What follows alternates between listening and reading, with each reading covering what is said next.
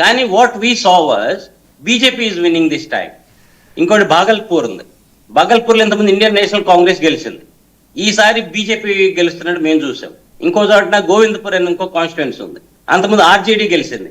కానీ ఎక్కడైతే వాళ్ళ యొక్క క్యాండిడేట్స్ ని వాళ్ళ పార్టీకి వాళ్ళు గెలవలేకపోతున్నారు, వేరే పార్టీ గెలుస్తుందంటే దెన్ వేరే is the we can't expect them to get more than 50. ఏమో చెప్పలేము.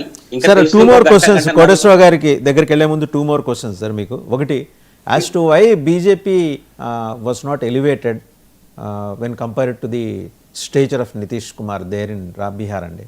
అదొకటి. కాంగ్రెస్ పరిస్థితి ఏంటి? ఎందుకు కాంగ్రెస్ డిమినిష్ అవుతూ వస్తున్న పరిస్థితి ఎందుకు వచ్చింది? ఒక జాతీయ పార్టీ అలా అదృశ్యం అవుతూ రావడం అనేది నిజంగా విషాదం. ఉండాలి, జాతీయ పార్టీలు ఉండాలి, ఎందుకంటే జాతీయ భావజాలాన్ని పెంపొందించేవి. పాలసీస్ తోటి వాళ్ళ రాజకీయాలతోటి మనం డిఫర్ అయితే అవ్వచ్చు కాక, బట్ జాతీయ పార్టీలు లేని రాష్ట్రాల్లో ఈ పోకడలు చాలా ఏకపక్షంగా ఉంటున్నాయి, చూస్తున్నారు కదా. అందుకని కాంగ్రెస్ ఎందుకని కాన్సన్ట్రేట్ చేయలేకపోయింది అక్కడ? డెమోక్రసీలో మనకి strong opposition is a must. Strong opposition ఉన్నప్పుడే that's all checks and balances, separation of powers ఇవన్నీ ఉన్నాయి కదా. చెక్స్ అండ్ బ్యాలెన్స్ ఉంటే ఎప్పుడైతే మనకి strong opposition is a must in a democracy. కానీ ప్రజలు ఎందుకు ఓటేస్తారు? ఎవరికన్నా ఓటు వేయాలంటే ఎలా వేస్తారు? మనకి ఫీల్డ్ లెవెల్ వర్కర్స్ ఉండాలి. ఇప్పుడు మనకి ఒక పబ్లిక్ ఉన్నారు, పూర్ ఫెలోస్ ఉన్నారు, చదువుకునే వాళ్ళు ఉన్నారు. వాళ్ళకి ఏదైనా పని అవ్వాలి, ఎవరు చేస్తారు? పని చేయాలంటే పార్టీ వర్కర్స్ కానీ ఇంకెవరన్నా మనకి వేరే పార్టీస్ లో ground level, village levels workers ఉన్నారు. వాళ్ళు ఏం చేస్తారు? వాళ్ళు హెల్ప్ చేస్తూ ఉంటారు. వాళ్ళకి ఏదైనా ప్రాబ్లం అయినప్పుడు అందులో మినిస్టర్ కానీ చీఫ్ మినిస్టర్ కానీ అందరూ వెళ్ళరు కదా. ఎవరైతే హెల్ప్ చేస్తారో that ground level party workers, that is missing in Congress party, not only in Bihar, all over India. మీకు గ్రౌండ్ లెవెల్ వర్కర్స్, మనకి ఒక పెద్ద చెట్టు ఉంది, చెట్టుకి వేళ్లే సరిగ్గా స్ట్రాంగ్ గా లేనప్పుడు ఆ చెట్టు ఎంతకాలం బతకగలుగుతుంది? That is what is happening in India, especially Congress.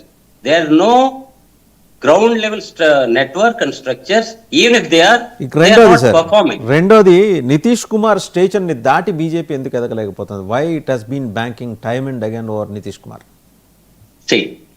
Now what I feel, మేము ఇచ్చింది ఏంటంటే 101 సీట్స్ లో బీజేపీ ఈసారి కంటెస్ట్ చేస్తుంది. What I feel, that's our feeling, 91 seats BJP.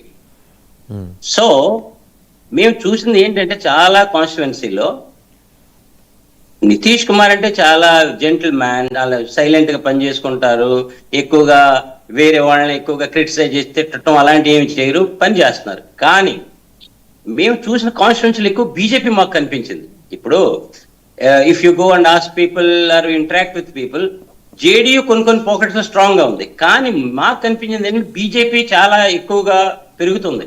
ఇంతకుముందు అంటే బీజేపీకి అంత లేదు, కానీ ఈ మధ్య వాట్ వీ కుడ్ సీ బీజేపీకి ఈవెన్ జేడీయూ ఉంది, బీజేపీ కూడా చాలా స్ట్రాంగ్ సపోర్ట్ ఉంది.